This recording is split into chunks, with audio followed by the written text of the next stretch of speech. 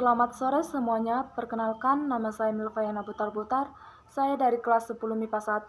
Saya akan mendeskripsikan tentang Provinsi Bali.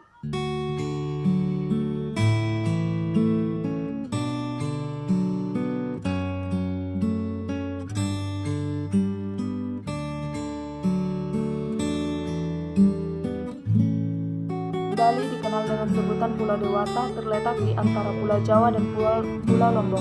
Bali sebelumnya merupakan bagian dari Provinsi Sunda Kecil bersama dengan Lombok, Sumbawa, Sumba, Flores, dan Timor. Pada tahun 1958, Bali resmi menjadi provinsi sendiri dengan ibu kota Singaraja. Kemudian pada tahun 1960 berpindah ke Denpasar. Bali kuno telah dihuni oleh bangsa Austronesia sekitar 2000 tahun sebelum Masehi yang bermigrasi dan berasal dari Taiwan melalui maritim Asia Tenggara. Budaya dan bahasa dari orang Bali demikian erat kaitannya dengan orang-orang dari kepulauan Indonesia, Malaysia, Filipina, dan Oseania. Penemuan purbakala seperti alat-alat batu yang berasal zaman Austronesia telah ditemukan di dekat desa kecil di sebelah barat Pulau Bali. Masa Bali kuno terdapat 9 sekte Hindu yaitu Pasupata, Bhairawa, Siwa, Sindata, Vaisnava, Boda, Brahma, Vesisora, dan Ganapadya. Setiap sekte menghormati dewa tertentu sebagai ketuhanannya pribadi. Budaya Bali sangat dipengaruhi oleh budaya India, Cina, dan khususnya Hindu. Budaya tersebut dimulai sekitar abad 1 Masehi. Nama Bali Dipa atau Pulau Bali telah ditemukan dari berbagai prasasti, termasuk pilar prasasti Lajang yang ditulis oleh Sri Kesari Warmadewa pada tahun 914 Masehi yang menyebutkan Wali Dipa. Pada masa itu, sistem irigasi subak yang kompleks sudah dikembangkan untuk menanam Bali. Beberapa tradisi keagamaan dan budaya masih ada sampai saat ini dan dapat ditelusuri kembali saat Anda ke Bali.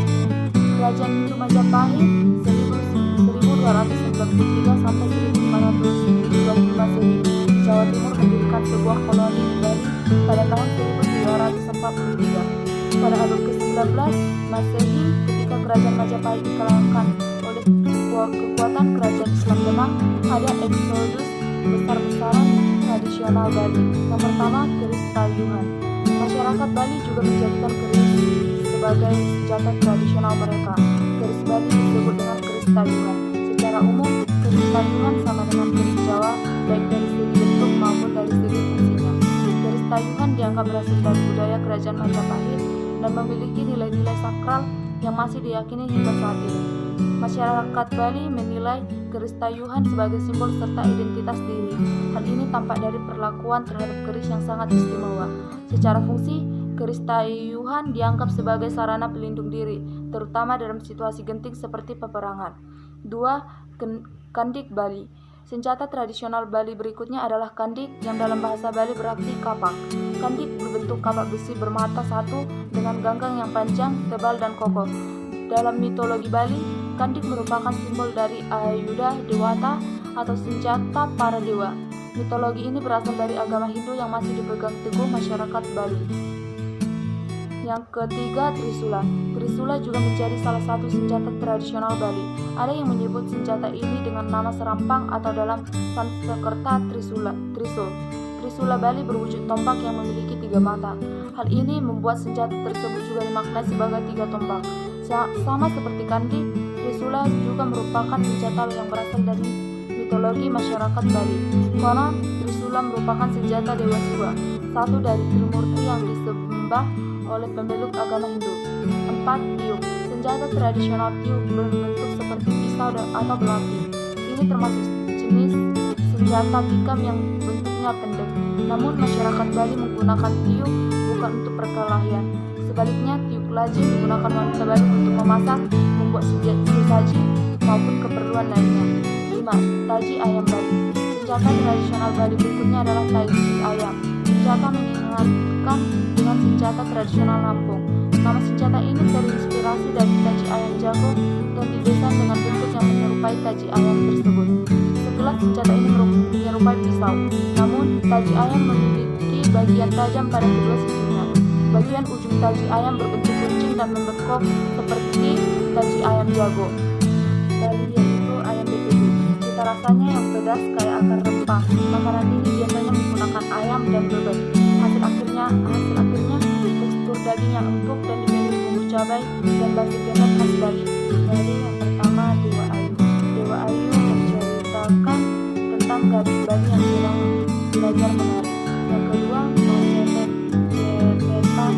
Lagu ini menggambarkan perilaku masyarakat Bali yang cepat dan tegas dalam mengambil sebuah keputusan. Oleh karena itu, tempo dalam lagu ini dinyanyikan dengan cepat dan memiliki suasana yang semangat.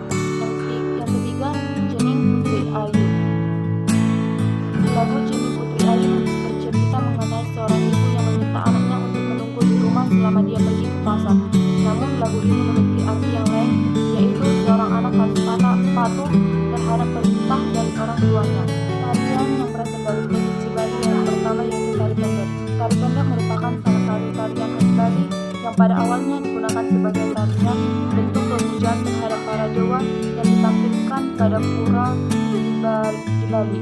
Yang kedua, tari kecak. Tari kecak ini juga merupakan tarian yang paling terkenal. Tarian ini ditarikan dengan para penari yang duduk melingkar dengan mengangkat tangan dan juga mengeluarkan kata cak. Tarian ini menceritakan tentang kisah Ramayana dan para pasukannya yang merupakan tentara kera melawan Rahwana. Tari Trunajaya. Nama tari Trunajawa berasal dari kata Teruna yang berarti pemuda. Tarian ini merupakan hasil ciptaan dari seorang bernama Panwadres yang kemudian disempurnakan oleh satu Gede Manik.